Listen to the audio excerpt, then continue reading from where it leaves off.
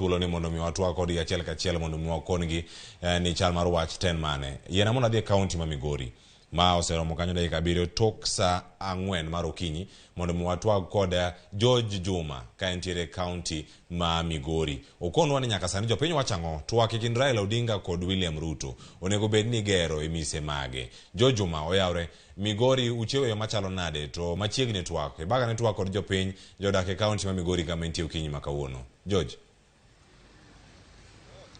Erokamano Cleophas, kaunti ma Migori wachiewo makare kendo noko oganda dhi meko tijgi mapile ka pile. En adieri ne nyaka nitie weche pilre ne nitiere twak madhi bedo kind Azimio kaachiel kod piny owacho kata Kenya Kwanza.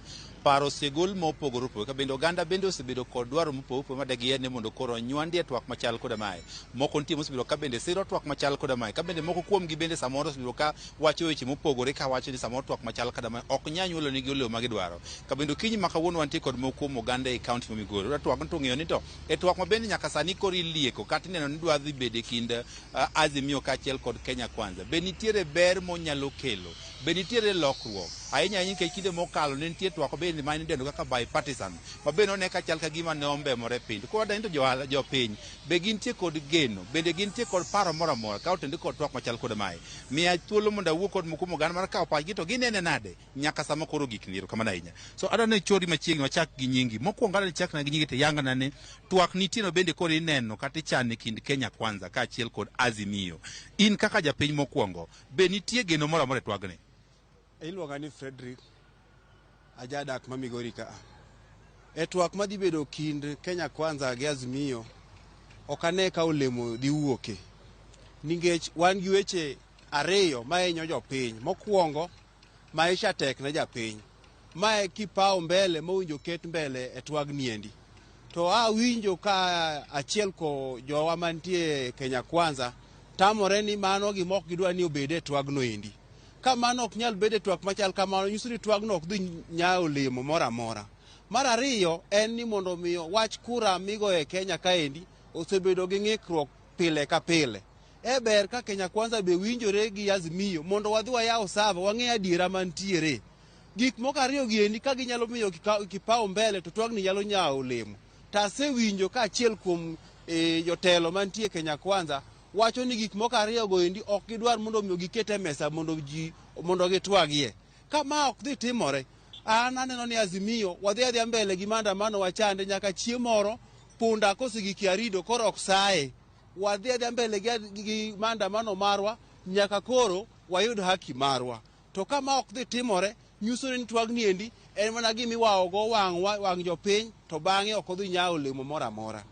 Ka utende kod wacho ni diher ne weche mag duoko piny pek mar ngima. En yo mane mineno nego lu ka ing'iyo weche mag duoko piny pek mar bedo nyaka sani koro kwako pachgi. Sama bende twak machal koda mae kod geno. Kaka sani endi japiny winjo matek kabisa nikech serikal manoyier ni endi oketo tax odhi malo saidi ma japiny maelo kabisa kech nego ji. Kaka ng'ato nyalo chiemo kawuono tek kabisa. An aneno ni serikal oket maino margi e chiemo kabisa. Gimoro amora ma dhi gi chiemo ok owinjo bed tax. Giduok tax piny yor chiemo mondo japiny owinj yot e ngimane modakie. Nwaneno ka kineno kweth mar Azimio nitie jok moseyiero motele kod jatend dundo mar Wiper Kalonzo Musyoka madhi tele twak machal koda mae. Bineno ka kweth moketni gima Kenya Kwanza serikal dhi golo Kenya Kwanza nyalo bede ong'ala mbele mar winjo dwach japiny koso ber ka nitie duol moko bende nywande twak machal koda ma.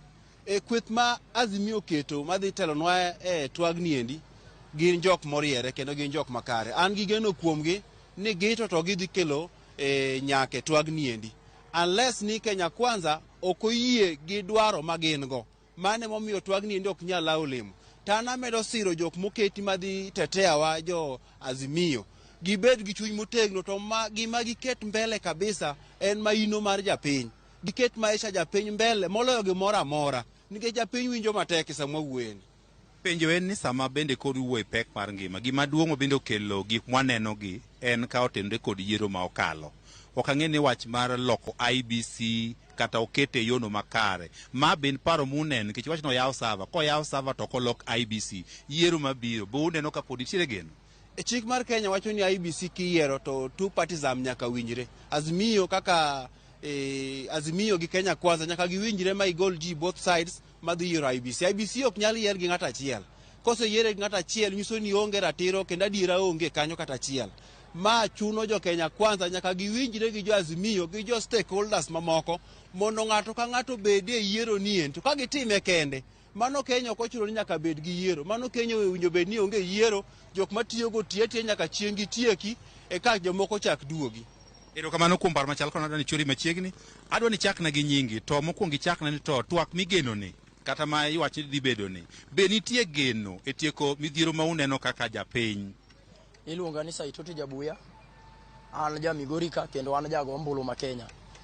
Wan mokwongo wagombo ni mondo mitwagni odhi mbele, lakini kaluwore gi gik ma jo Kenya Kwanza wacho, golo geno kuomwa ni twagni samoro kata kopo nodhi mbele to onge geno moro monyalo wuok kata mano olemo moro monyalo wago, nikech kwan gima wadwaro en pek mar ngima mondo mi oduoknwa pek mar ngima chien. Sani sukari wanyiewo $250, mok kuon wanyiewo $250, ngima tek, bech fuelo idho malo, bech gimoro amora ni malo. To magi achiel kuom gik ma jo Azimio dwano wuoye gi weche mag election. After every election ji yware. Koro ni wacho ni mondo mi olos IEBC to duoknwa nengo mar ngima piny. Tiwinjo ka jogi wacho ni gin koponi nyaka giwuo to ok dhi wuoye kaka inyalo duok ngima piny, ok dhi wuoye weche moko machalo kata mana kaka ngima mar japiny nyalo losore. Mano ng'ano okonywa, ng'ama ok dwar wacho wach mar ngima, mano ng'ama ok dwa konyi. Koro an aneno ka gima twagni koponi jogi ok ong'e malach to ok odhi nyago olemo, nikech ka gidhi gitamore wach mar maisha mar ngima dhano,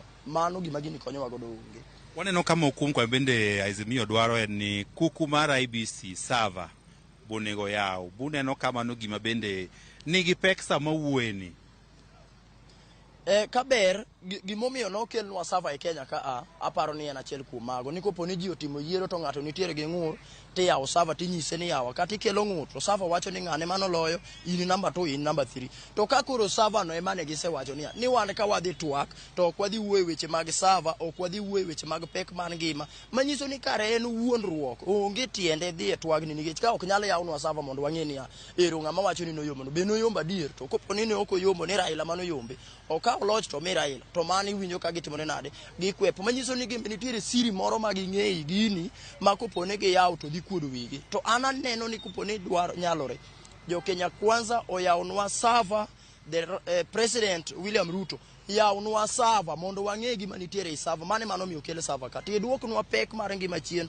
Wainyore wan kaka jo Kenya, wainyore ma serious. Katiko kodi kweth ariyo gi dwa biro kod twak, be ineno ka wad bed gi duol mamoko ma bende inywande twak ni, kanisa, ruoge mag oganda, ma bende ber kinywando mondo ne ni dwaro mag oganda chopo. Be nitiere gombo machal kama?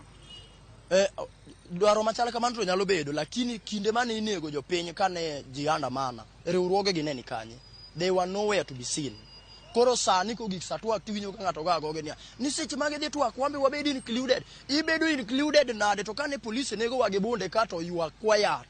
Jogi obedo tenge. In fact, an korka kora neno ni Raila Amolo Odinga, the former prime minister, the right honorable, oradi gi President William Ruto ji ariyo mondo mi giwuo kaka ginyalo konyo piny Kenya, nikech Kenya ka ng'ato nigi interest ne, lakini jok machalo kaka weche moko mag ni kia ni kanisi, ni kia ni riwruoge mamoko be dwa donje twagni, wakai kando kabisa.